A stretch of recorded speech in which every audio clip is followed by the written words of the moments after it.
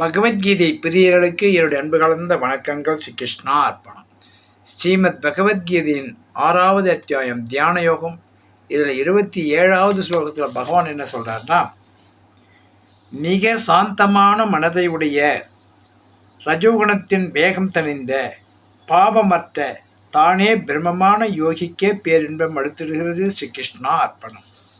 மிக சாந்தமான மனசு எங்கெங்கெல்லாம் உண்டாகுன்னு கேட்டிங்கன்னா, தியானத்தில் உட்காருக்கும்போது வெளி ஆசைகள்லாம் விட்டுட்டு நம்ம தியானத்தில் உட்காந்தா ஒரு கொஞ்சம் குறிப்பிட்ட டைமுக்குள்ளே என்ன ஆகும்னா, எந்த ஆசையும் இல்லாமல் ஒரு அமைதி உண்டாகும். அப்போ ஒரு மனசு அலைச்சல் இல்லாத ஒரு சாந்தம் கிடைக்கும். அது ஒரு சாந்தமான மனசு அப்போ கிடைக்கும். அப்போ நம்ம என்னென்ன நினைக்கிறோமோ அதெல்லாம் பகவானால் நடக்கும். அதுக்குன்னு கண்டதான இல்லை, நியாயமானது, தர்மத்தோடு கூடியது. அதுக்கப்புறம் வெளி விஷயங்கள் வரும்போது யார் மேலே எல்லாருமே இறைவனுடைய சொரூபம் அப்படின்னு நினச்சிக்கிட்டு எல்லாம் இன்னொரு மாதிரி நினச்சிக்கலாம். வெளியில் ஒரு நம்ம வீட்டுக்குள்ள ஒரு சினிமா பார்க்குறோம். அப்போ பார்த்து ஒரு 3 மணி நேரம் 2 மணி நேரம் 1.5 மணி நேரம் படம் பார்க்குற வரைக்கும் அதில் வில்லன் வருவான், ஹீரோ வருவான், காமெடி நடிகை வருவான். இது எல்லாத்தையும் படம் பார்க்கும்போது ரசிக்கிறோம். அது முடித்த உடனே மறுபடியும் யார் மேலே, ஹீரோ மேலேயோ வில்லன் மேலே நம்மளுக்கு கோவம் வரத்துக்கு அர்த்தம் இல்லை. ஏன்னா அது ஒரு சினிமா. அந்த கேரக்டர் அவன் நடிச்சுட்டு போயிருக்கிறான். அதே மாதிரி இந்த பிரபஞ்சத்தில் ஒவ்வொருத்தரும் ஒவ்வொரு அவதாரம் எடுத்து வந்திருக்கிறோம், மறுபிறவை எடுத்து வந்திருக்கிறோம். வினை பிரகாரம் அவங்க கர்மத்தை அவன் செய்கிறான். திருடனை அது ஒரு காரணம் இருக்கும், நல்லவன் அது ஒரு காரணம் இருக்கும். இது எல்லாத்தையும் ஒரு சினிமா காட்சியாக பார்த்துட்டு யார் மேலேயும் கோபம் இல்லாத இருந்தோம்னா நமக்கு அப்போ சாந்தமான மனசு வந்துடும்.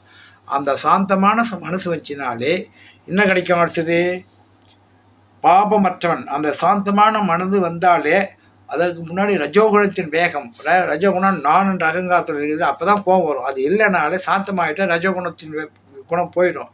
அடுத்தது பாபம் இல்லாதவன் ஆயிடும். பாபம் மற்றவன் ஆகிட்டாலே நாம் தான் ஒரு பிரம்மன்றது புரிய ஆரம்பிச்சிட்டோம். நமக்குள்ளே இந்த உடலே ஒரு கோயில். 13வது அத்தியாயம் சொல்லும்.